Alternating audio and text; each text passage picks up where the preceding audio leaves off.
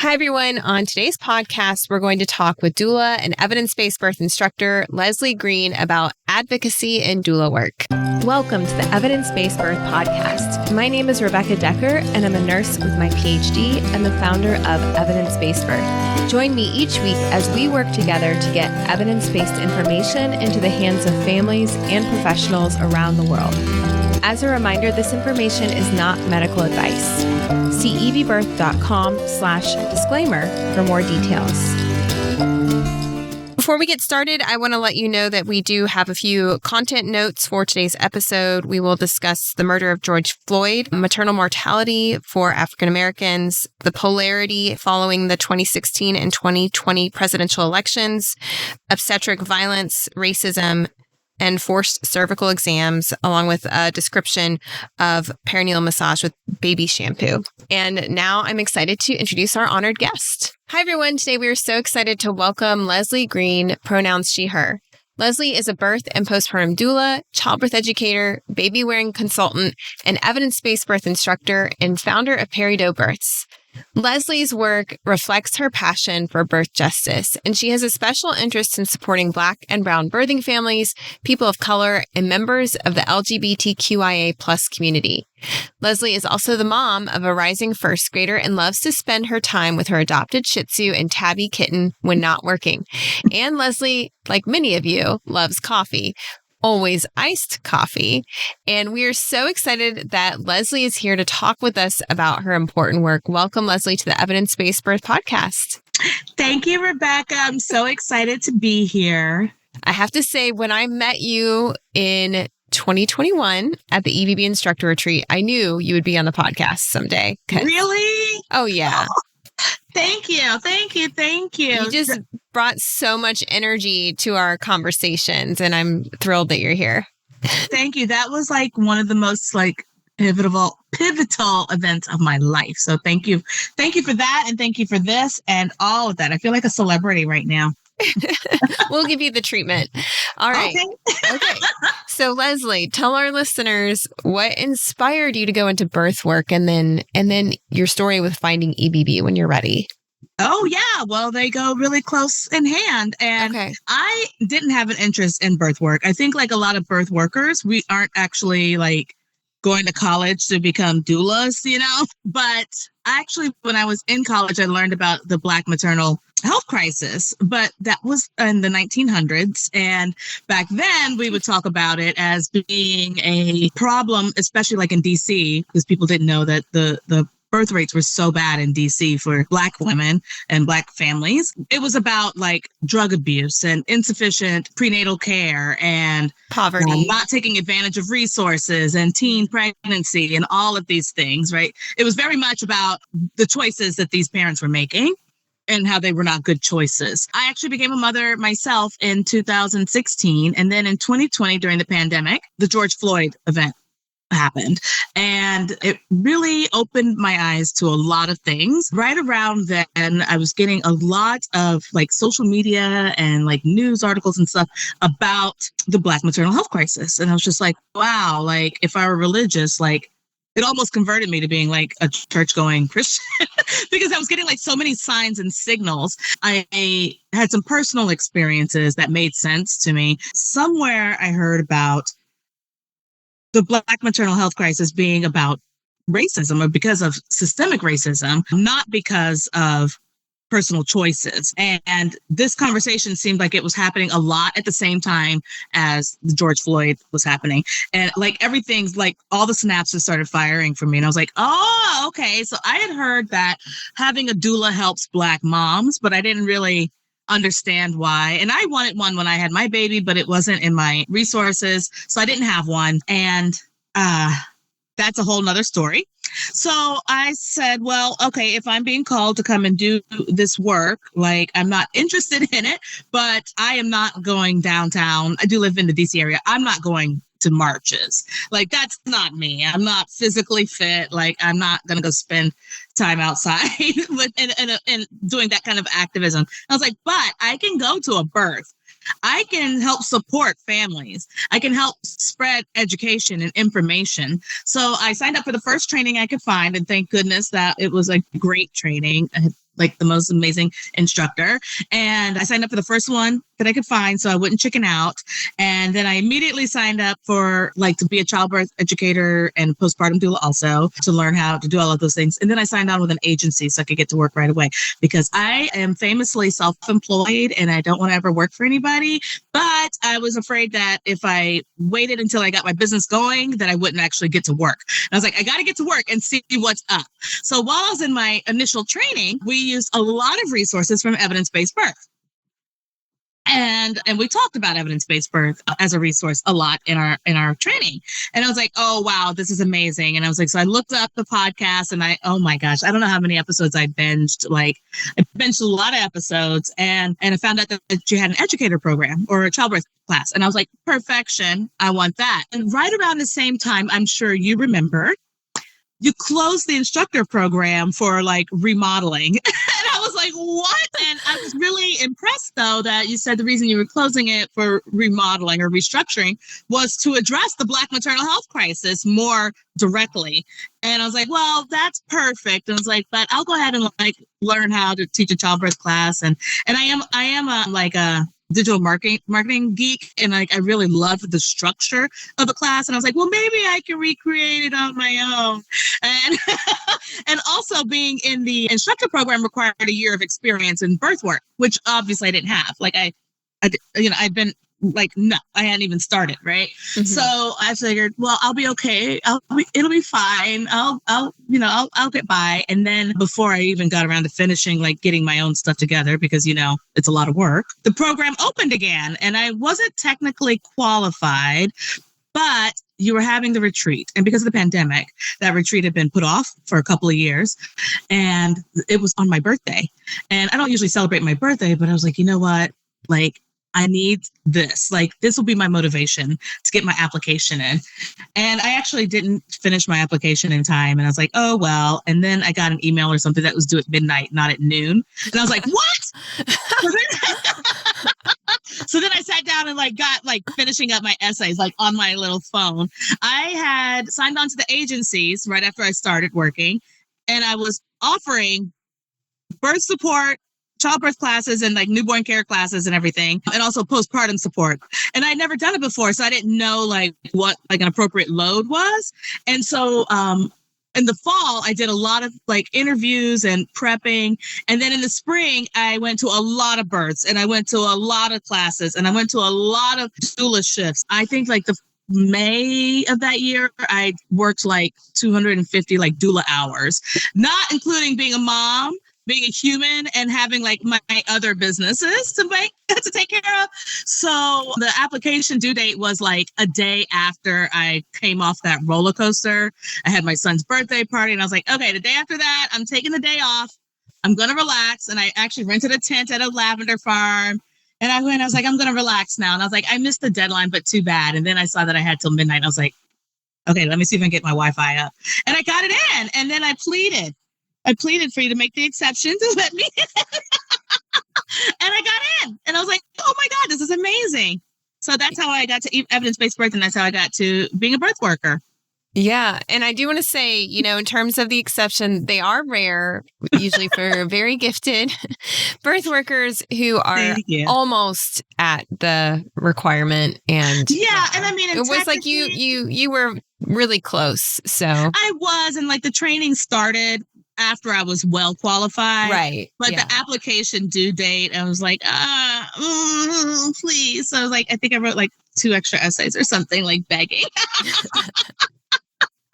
And you got accepted. And I got accepted, and I almost died. I was just wow. And I was I almost didn't even finish the application. Yeah. And then the retreat was shortly after that, right? It was shortly after that. So the roller coaster kept moving, right? One thing I remember about you coming to the retreat is that it was a really big leap of faith for you, because, you didn't really know us that well, and you had to drive to Lexington, Kentucky from DC, and tell us a little bit about that experience. Oh, yeah. I'm so embarrassed. I love to drive. But driving from the DC area to Lexington, it's all through West Virginia, and it was all through the mountains. Yeah. And I basically cried the whole way. And it was like 8 hours. And I was like, oh my gosh. I was like, I think I'm just going to move to like this valley right here. Because it's like, it was so, and there's like so much construction and twisting and turning. And I was like, wow, I dream of being a truck driver. It's not a small secret. And I cried driving through the mountains to get to this retreat. And I was like, maybe next time I'll just fly. But the week before, I had gone to Alabama to visit some family. And since I became a mother, I haven't had the stamina for driving like I used to. Like I used to just kind of like get in the car and drive the whole day. I would drive like the 14 or 15 hours and go and spend a couple days and then come back. And so I hadn't been able to do that pretty much in like 5 years. I was just didn't have the energy to do it. So it was my first time trying again to do it. And I am a single mom. So it was just me and my son and my dog. And we were going to give it a try. And I was so anxious. And we did it. And it was great. And I came back because I had to teach actually a childbirth class to a private couple.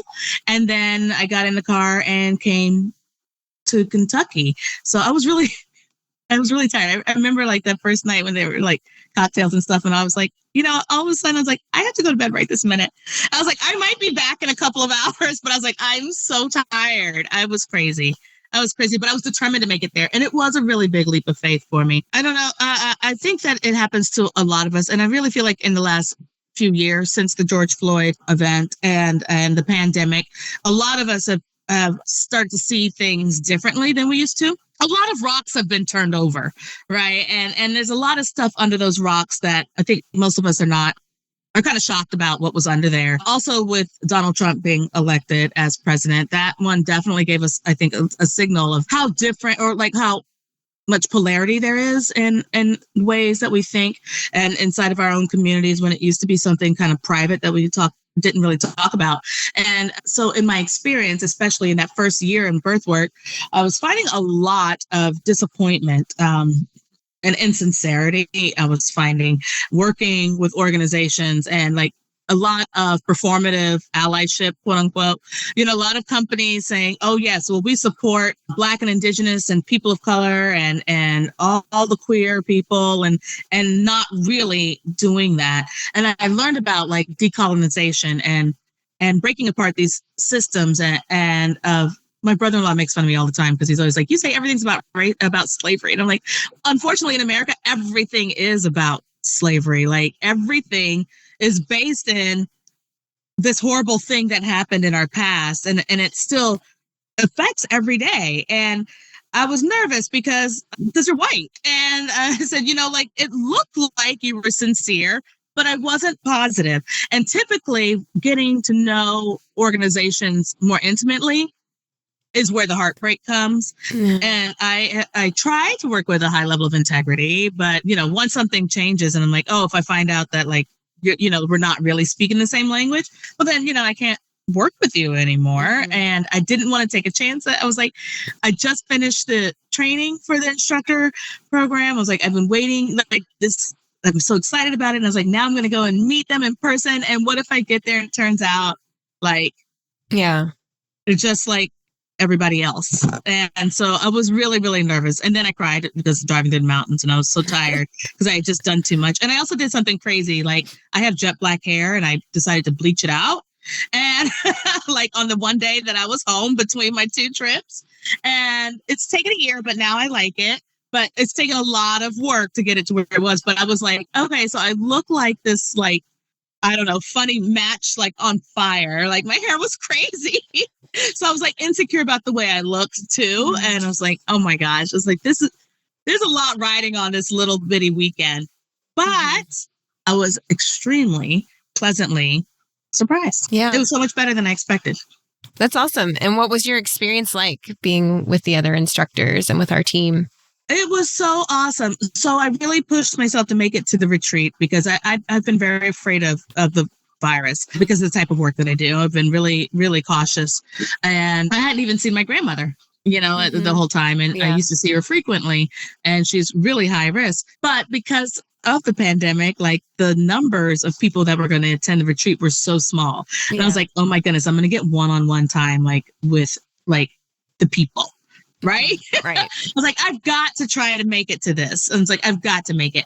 And I got there, and indeed, it was a small group. Well, I think it was like around 20 people. And yeah, we were mostly outside under a tent. Yeah. Yeah. And I think half of us were like your team, right? Yeah.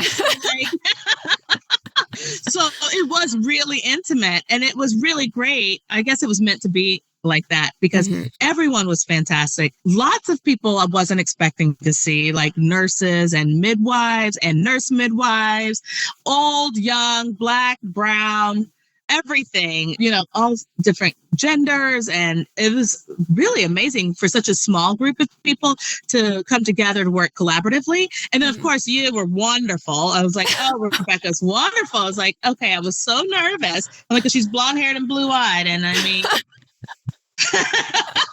I'm sorry. I know. Blue-eyed, okay? My son's father's a redhead with blue eyes, but we approach blonde-haired, blue-eyed people with a little bit of caution because typically it's a negative experience, and it was wonderful. I cried a lot that weekend, in validation. I think even in my family, everybody's family is a little hard to be around, even though you love them. So, I remember feeling like that was the most accepted and authentic I'd ever felt in my life. And I was just like, I'm exhausted, and I look crazy, and I'm twice the size I, want to be. And my age is so much more advanced than probably most people there. Just all these things. And I just really felt so accepted and welcomed, just the way I am. And that was really validating also. And then we talked about all the things that I think that when it comes to racism, I think when it comes to parenting, I think when it comes to being an American, I think when it comes to being an adult and just being a person who thinks at all critically, you feel a lot like you're the only one. And that you're a pariah and you're some kind of stranger, strange weirdo who's having these experiences and you're the only one. And coming to that event, it really opened my eyes that no, it's not just me. And it's okay. We can talk about these things, and we need to talk about these things and talk about how we can make changes to some of these things that are really problematic and taboo, but we're going to talk about them and we're going to do it. And you're not crazy because you've been thinking about it. Right. We're all thinking about it. We all notice that, Black women approach blondes and blue-eyed women with a little bit of caution. And that's not cool. That's just the way we are in America for a very good reason. And it's not supposed to be like that. Or it can't be like that anymore. How about that? It can be different, I guess. It can be different. It can be different. Yeah. It can be different. Yeah. And it's definitely a collaborative. Collaborative. It takes everybody participating. Yeah. It's, and racism has typically been something that is a Black people problem, right? Or a gay people problem, or, it's our problem to fix. And I was really relieved when I met you that you were like, oh no, it's our problem. We have a responsibility. All of us do. It's not just on the marginalized. Yeah. And I have to say, it takes a lot of self-awareness. And I've attended enough birth worker events that I had seen how things can go wrong. Why Black birth workers would be hesitant and afraid to even enter some of those spaces.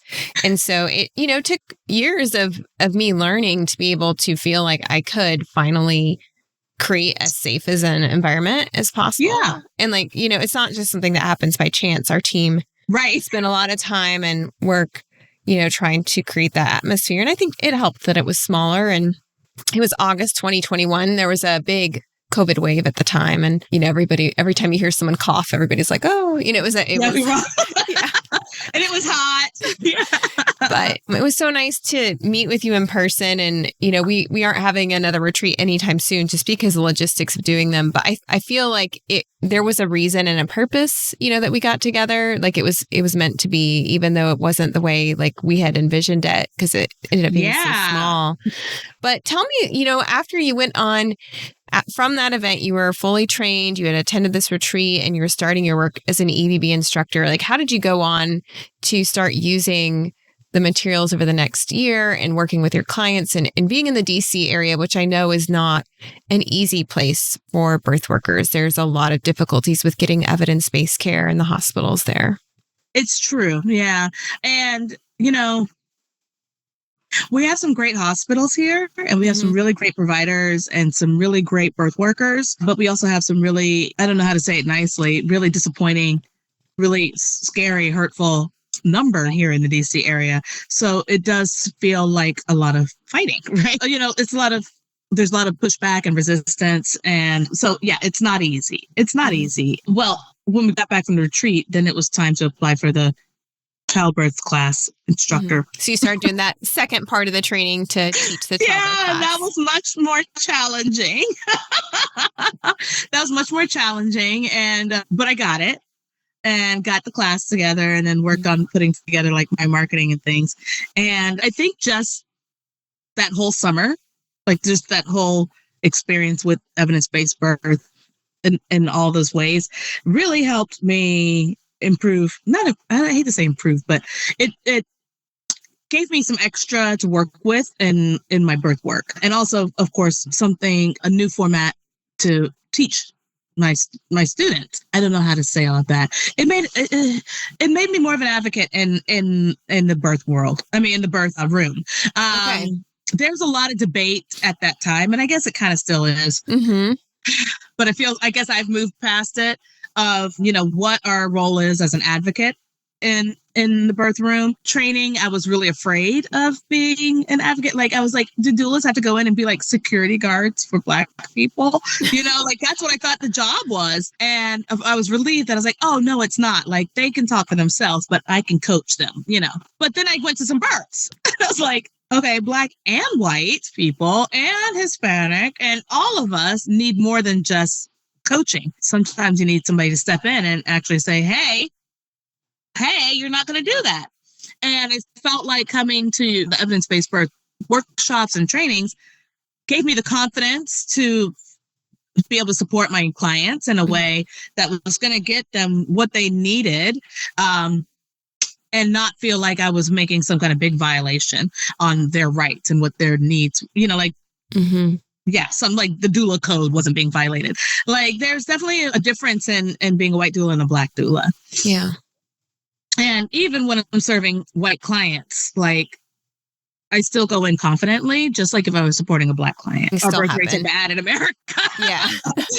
Overall, it just gets worse. Like, so, I do see things happening in the birth room that shouldn't be happening. So I'll tell you one thing, the easiest thing that happened for me is that I started wearing evidence-based birth t-shirts to every birth.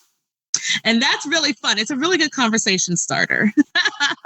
And I do it for a few reasons. So my favorite way to advocate, in case you didn't notice, is that I get along with everybody.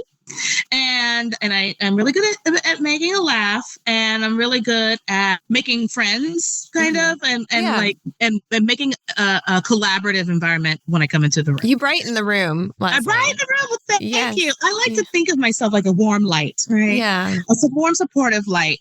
And birth is hard and stressful. A doctor is hard. Yeah. Mm-hmm. Yeah, and I'm sure.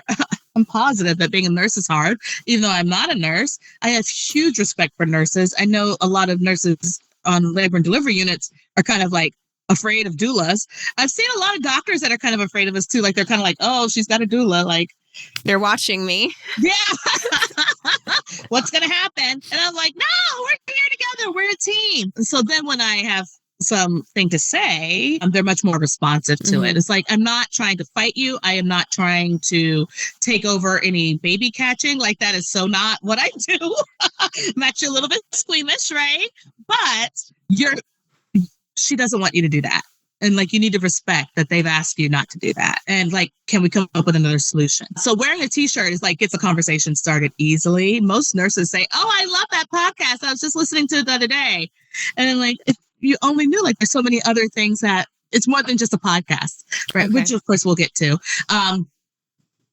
But also it gets people right away aware that like I'm the doula, and also I'm informed, and it really gets them thinking. And that's what we really want, right? Is, it's not just a job. Like, yeah, you're a labor and delivery nurse and it's a hard job and it's not fair, the challenges that you have at that job.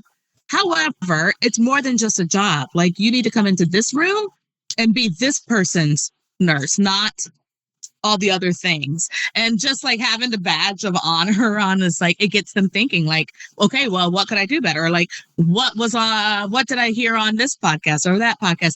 Or, well, why are you saying that? Or like, why is that a choice that she's making? Like, what's the research on that? And it really is not offensive. Mm-hmm. I guess like they get really kind of excited. They're like, oh, I learned something, and it's not, it takes all the tension like out of the room. Mm-hmm. Now, of course, I go home and kick the refrigerator for like 20 minutes after every birth, right? Because it's like privately, there's always something that made me very upset, but my clients always get to leave happy that way. You kind of have to pick your battles in a way. Yeah, you pick your battles. And, the way a person feels about their experience is what's most important. Like, they need to feel like things happen for them, and not just happen to them. So if they're really happy with the way everything came out, to me, I'm like, in my head, I'm like, you didn't need that epidural. Like, you were almost done. Like, blah, blah. But if you're satisfied with that and you're happy with it, I'm not going to take that away from you. Like, come on. But there are things that do piss me off. Something that I've noticed in 2022 is coming in and having to sign. Have you seen this? These documents that the hospitals are starting. If you're listening and you haven't seen this yet, some of the hospitals, at least here in DC, have started sending to their or giving to their clients, or I guess they call them patients, but to my clients before we come in, like, oh, it's really great if you have a doula. This is a list of the things that doulas do. Here's a list of things that doulas don't do. And if your doula does any of these things, they're not a good doula for you. And then when I get to the hospital, they have something similar that they give me a copy of and I have to sign before I can come into the birth. Like, what kinds of things are they saying you're not allowed to do? Oh, let me see if I can pull one up for you. Because I'm like, I want to ask if I can keep a copy, but they want me to keep a copy. Like, they want us to all know, like it's a contract. You have to keep your mouth shut, and your patients need to do as they're told. Like the unmitigated gall, the audacity. Look, I'm going to go kick the refrigerator right now. I should have had this pulled up already because it is just. Oh, here's one right here from a gorgeous hospital here in DC. It's gorgeous. It's in a part of town where, like, there's like rich people and then there's like rich people, and like, they exist, but you don't like know them. Okay. They live in DC. Their neighborhood hospital is gorgeous. Gorgeous. Everybody wants to have their baby. Like, it's the luxury. It's like everybody's like, oh, that's the place to give birth. Yeah. Okay. So what are they telling you? Their rate there is like 33%. Like, if you're not like a 17-year-old blonde hair with blue-eyed, perfect sized girl, you're getting a C-section. When you come to, and then it says a highlight, please share them with your doula. So what should a doula do during labor? Offers guidance and helps you with your comfort, fosters a positive environment, supports good communication, provides physical and emotional support for you and your partner, protects your privacy. What they should not do, of course, I'm just hitting the bullet points. A supportive and well-trained doula does not perform clinical or medical tasks, interfere with medical treatment, or disrupt the positive birth environment, does not speak for you or make decisions for you. Rather, they encourage you to ask questions about your care and treatment, diagnose medical conditions, or present your options for medical care. Instead, they support the communication of the medical staff. And then the last one is object to the following policies of the hospital and the director of your healthcare team. As they support you in your labor, they will, I can't read that word there, follow the direction of the doctor or nurse and cooperates with their request. Then, doula certification or registration is required. Certification is required to receive approval to work at Sibley, blah, blah, blah, blah. You also have to have your COVID vaccination. And if you have any questions about what's appropriate to bring to the hospital, call the hospital. This is written out to the families. Mm-hmm. Oh, wait a minute. I didn't see this part at the top. This handout lists guidelines for your doula when they are working to support you in a labor and delivery setting. Your doula will likely be familiar with them. They are based on positions from the DONA, Doulas of North America. I was going to say, it sounds just like DONA's Which DONA does not govern all doulas. No, they don't. And I was DONA trained, and we can talk about DONA because I go back and forth with them. I loved all of my trainings from DONA. Okay. I thought they were very complete. I didn't feel like in my trainings that I was told anywhere that I could not speak on behalf of my client.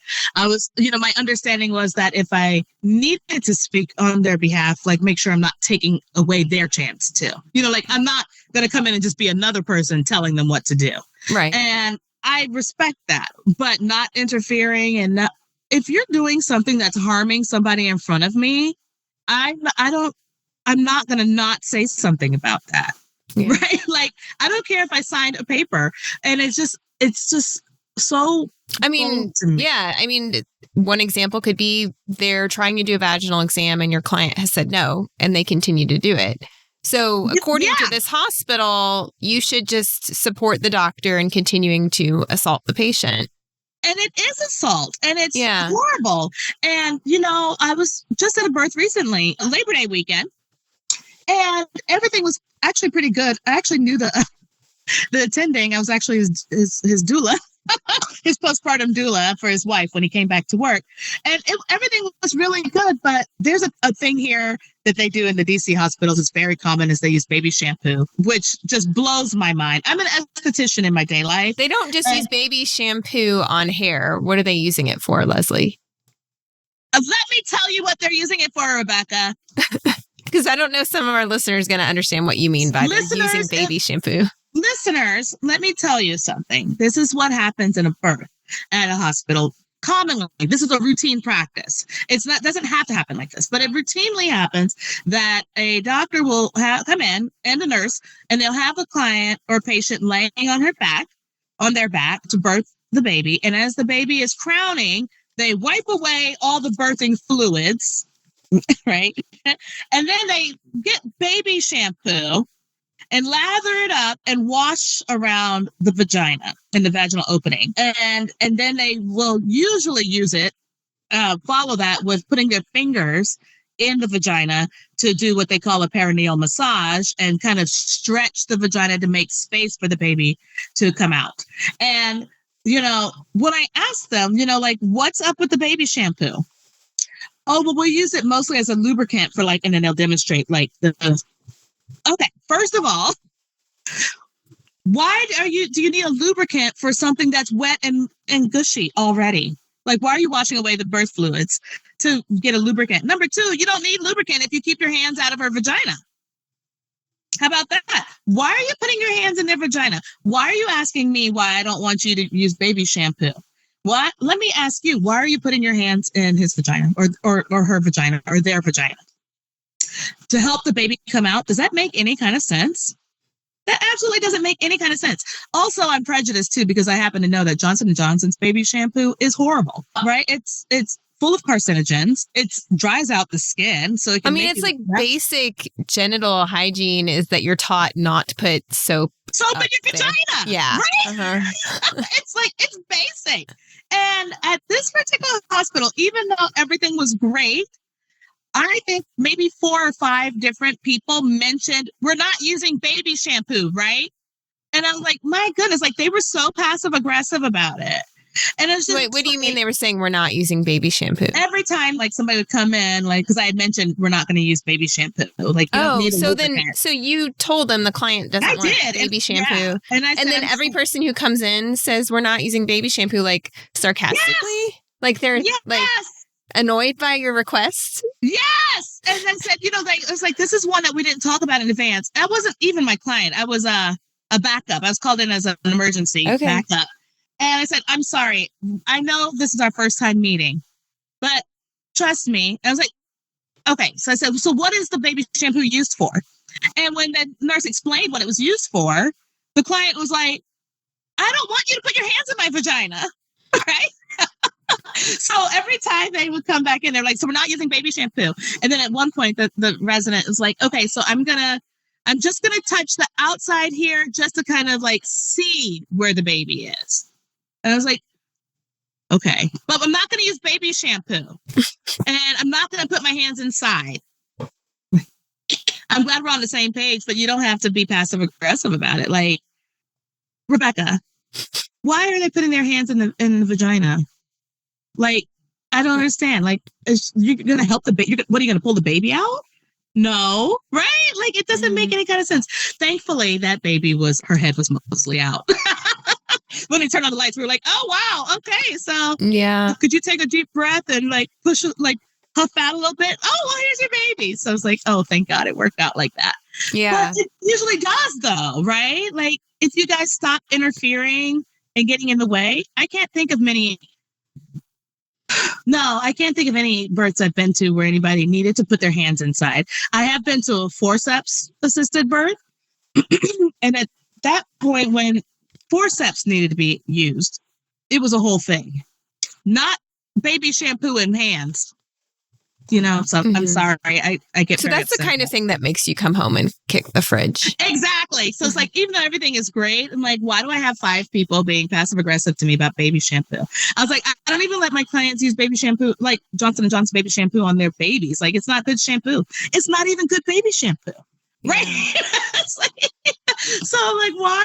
Like, so how many hospitals in the DC area are still doing that? I can tell you, I have seen it at least 4, maybe 5 hospitals off the top of my head. I've seen it here. There are more hospitals that I go to more frequently. Mm-hmm. And I think all but one of them, I've had this conversation. Mm-hmm. Are the ones that I go to most frequently. And like, I just don't, it's just. Is it mainly the physicians using it and the residents, or the nurses or physicians? The physicians. Physicians or residents. But the nurses, so this particular time I was able to say it in advance because I saw it on the counter when I got there. Like, they had it so if they have baby shampoo sitting out at the birth, like that's a sign that they're planning on using it. Yeah. It was like, wow. It was like a whole little spread. And I was just like, oh, there it is. It's like your little nemesis. Yeah. And I'm like, can you put all those things away so they're not being exposed to the environment? I'm not a germaphobe, but sanitation is important to me. Mm-hmm. I was like, and now you want to use some baby shampoo. Like, yeah, sorry to go off on a rant, but it's really dumb. Mm-hmm. It's really dumb. And nobody knows about it in advance. Most of the time, you don't know it's even not something being used. You necessarily cover in every childbirth class because you don't expect it to happen. I think it still happens in like pockets of the country. I think that must be it. I think it's cultural. It's like there's probably most of the residents are graduating from a program there that teaches that. And then they go on to do that at the local hospitals. And I know there's other pockets of the South where it tends to happen. I haven't heard it so much up north, but it's kind of sporadic. Like you don't know exactly what the culture is till you get there. Yeah. That makes sense. A lot of the things that are happening in the, let's just say it in hospitals, is cultural. Mm-hmm. Right. It's cultural. Yeah. Yeah. Well, cultural based on hospital. And this was a teaching hospital. Mm-hmm. Yeah. Yeah. And yeah. And it's really frustrating. But, just like I feel like in my advanced age here, I've been learning a lot that when you feel triggered by something, when you start to really dig a little bit deeper, it turns out that it really is not just you being like sensitive. It really is something bad. So, or something not great. To me, like, it's baby shampoo. Like, is anybody going to don't use baby shampoo on me on their birth plan? Of course not, because most doulas are not even going to think to tell you to put that on your birth plan. Nobody would think to do that. But when we ask the question, so what do you use the birth? I mean, what do you use it for? It comes out as so that they can do perineal massage.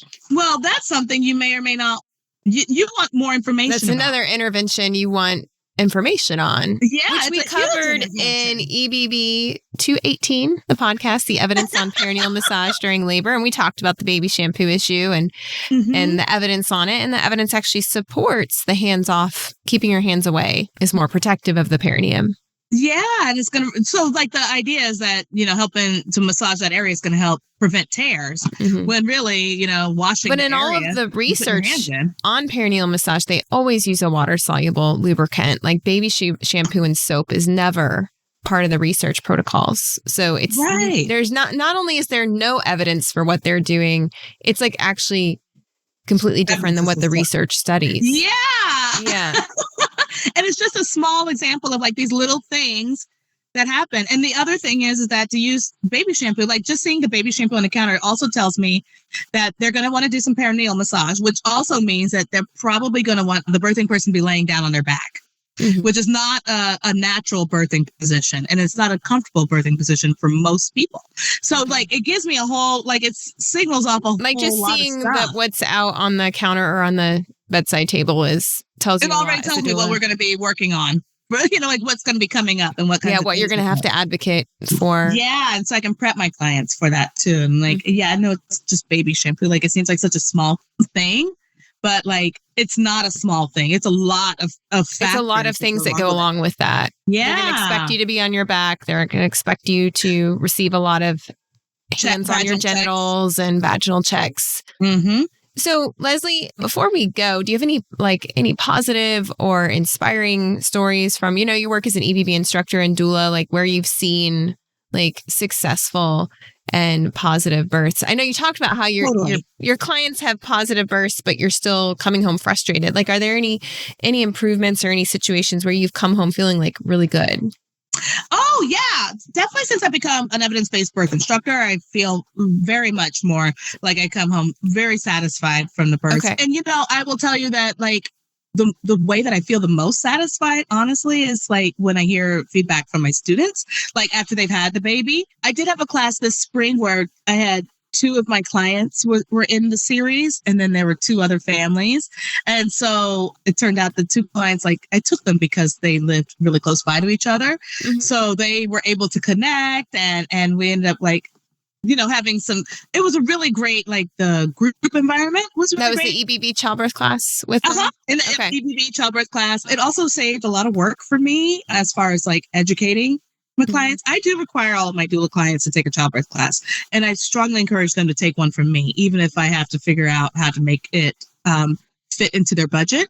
Because if they take the series, like where you do all the teaching and then I just do the coaching, it makes it a lot easier for me. But also we get to have deeper conversations, and they're more educated. Like they don't have to think about things when we go into the birth room. Like it just rolls off. It's just natural to them. It's like what they know about childbirth is what they've learned from the EBB class and from the experience of going through it with me.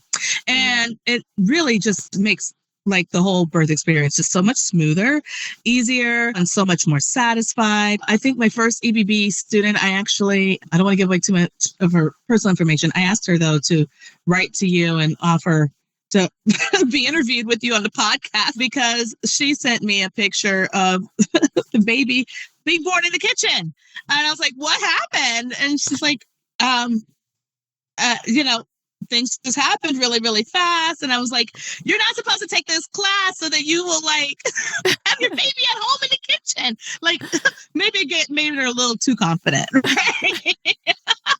But she felt really safe and everything. She's like, yeah, I didn't even freak out. Like everything just happened really fast. And then, then we called the hospital, the ambulance, and they came and like, I felt like so safe. Thanks for that. And I was like, okay. Well, and we have had, precipitous birth where, you give birth in less than 2 hours, sometimes less than 30 minutes. It's not super common, but it does happen. And we have had some graduates of the class say that when it happened to them, they were able to stay calm because they understood like the stages of labor. They knew it's too late to get in the car. Like we just need to have the baby right here and, call for help.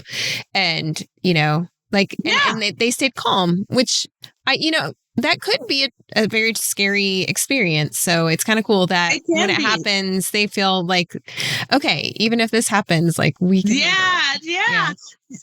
And, just like you said, like some precipitous births, I think that because of our culture in America, like our idea of what childbirth is, a precipitous birth sounds like luxurious, right? Like one that goes very quickly and from 0 to 100 and then it's over. Just baby falls out. Most people find, and the baby falls out and then it's just done. But most people who have that experience don't feel like it was a dream come true. They really have a lot of negative feelings about that experience. Yeah. A lot of anxiety, a lot of fear. A lot of anxiety, a lot of fear comes from that experience. And so like to take the class and then like, oh, it's happening. Thank you so much. Like that is totally different. And like, so we can super be appreciative of that. I love teaching the childbirth class. It's like, I'm trying this fall doing an accelerated version of it. Mm-hmm. So just because in my head, it's 6 weeks long. And in my head, like scheduling is easier if like I make it 4 weeks. I'm still getting comfortable with that one. Mm-hmm. But yeah, I love it. My students love it. My clients love it. Yeah.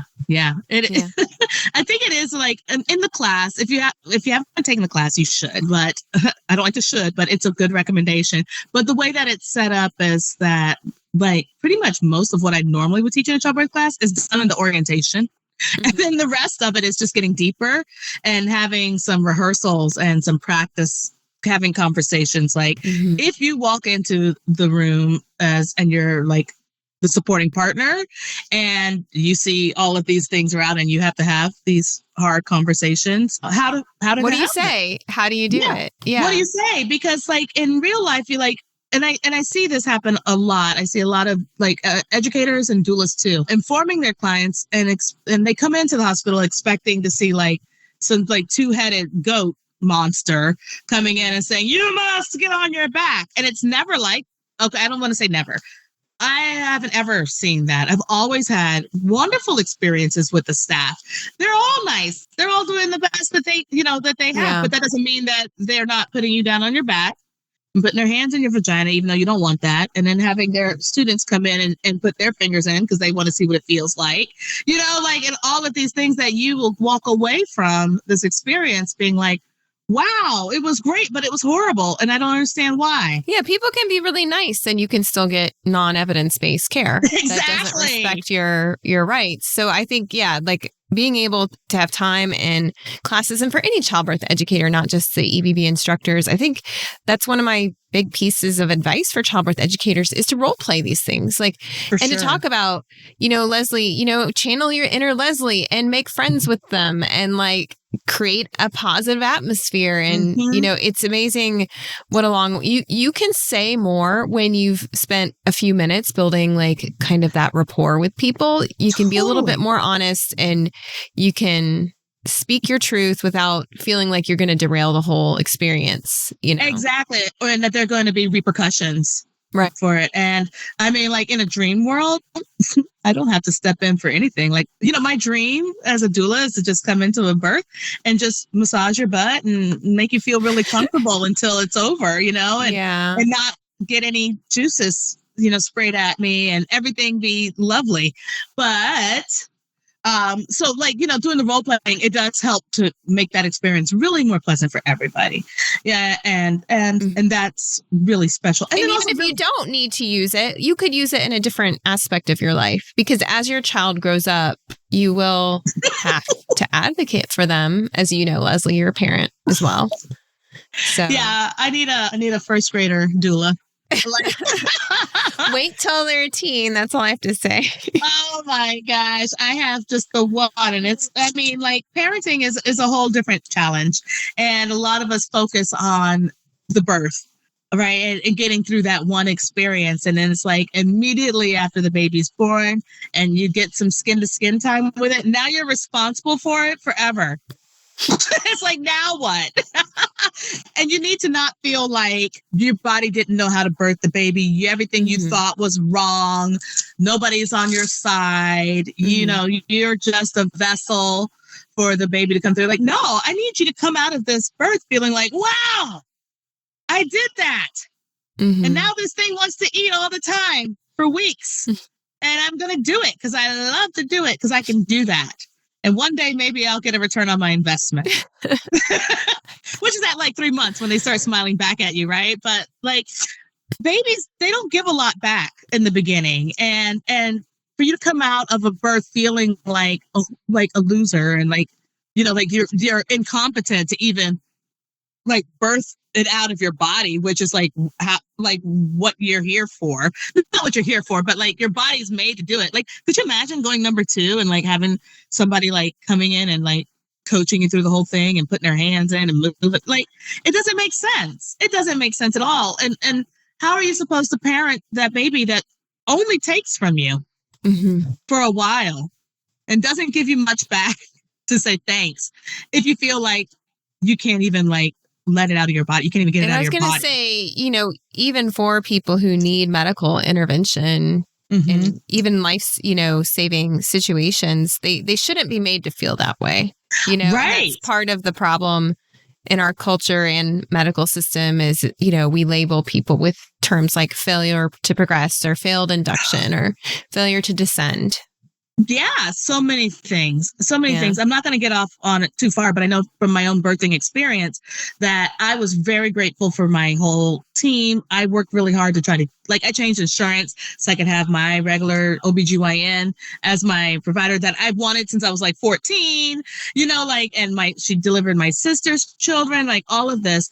And I went in and had a very textbook induction that turned into a cesarean for failure to progress with stuff I didn't know until I took my doula training. And I was like, no wonder all of this has been sitting so uncomfortably with me. Yeah. And it really felt like I was supposed to be infertile. I had always been told as a teenager and coming up that if I wanted to have children, I would have to have fertility specialist support. And I got pregnant and I wasn't expecting it. And I was just I couldn't believe it. And then I go to have him and, I didn't dilate. So I had to go in and be induced. And then, then he had to be cut out of me. And I was just wow, I thought there was something wrong with me. And that validated that there was something wrong with me. He lost a pound in his first week being born. I knew there was something wrong with me. The lactation specialist said that his latch was perfect, but he's not getting fed. What kind of a parent am I? I'm not, and it's just all this invalidation. And we need parents to not be invalidated. We need parents to be strong of mind so that they can feel support competent. And when you start having those down thoughts, have somebody who can remind you what you're doing well. And and it makes and I really do believe that supporting birth and the birthing experience is really the fastest way to social justice and change in this world. Parents giving birth and feeling like they can take care of this baby that is all covered in birth goo. And they weren't traumatized at that really critical moment in their life. And don't need a whole lot of people to come and tell, and fix everything that they did wrong. No, this baby here, I birthed this baby. Maybe I needed an intervention, and thank God for these amazing life-saving techniques that were available to me, right? This is how we need to be feeling and not just wow, I was just a pile of rags that just couldn't do anything right. Which is the routine birth experience in America. And we need confident parents. We need parents that feel things got tough. And guess what? I was able to have a cesarean and then I survived. And so did my baby. I was up and walking a few hours later. And I got to walk down to the lactation consultant, and I got this. I can do this. And then all the choices you make after that as an adult, but especially as a parent, you make completely different choices after that. You learn how to, I learned the word boundaries after becoming a parent, right? You learn how to ask for help and all of these things. And they don't happen the same way in the way that we traditionally give birth in America. I don't even want to say traditionally because it's not traditional. It's a new thing. It's just the way we've been doing it the last 100 years. The last 100 years. And I still chuckle about how in the beginning when you talked about back in the 1900s, which, Okay, so we'll end there, Leslie. Our time has run out, but I am so glad you came on the podcast. I knew we'd be able to have a really good, candid conversation. Thank you for having me. You're always wonderful. Yeah. And I hope that our listeners are inspired by, your energy and your passion and your advocacy work. How can our listeners follow you if they want to, see the work you're doing in DC? Oh, yeah. Thank you. So you can follow me on Instagram. On Instagram, I'm Leslie the Doula, Doula. I'm not perfect at posting my curated content because, I have about 10,000 things that I do all the time, but I try to keep up in the stories. And if you want to take a class with me, my class website is EBB with Leslie. Leslie. And otherwise, you can DM me on Instagram or whatever, because, I will talk. It's just getting in touch with me. Well, thanks for talking with us, Leslie. It was wonderful. Thank you. I'm so glad to be able to spend a little time with you, little one-on-one time. Today's podcast was brought to you by the Evidence Based Birth Professional Membership. The free articles and podcasts we provide to the public are supported by our professional membership program at Evidence Based Birth. Our members are professionals in the childbirth field who are committed to being change agents in their community. Professional members at EBB get access to continuing education courses with up to 23 contact hours, live monthly training sessions, an exclusive library of printer-friendly PDFs to share with your clients, and a supportive community for asking questions and sharing challenges, struggles, and success stories. We offer monthly and annual plans, as well as scholarships for students and for people of color. To learn more, visit ebbirth.com/membership.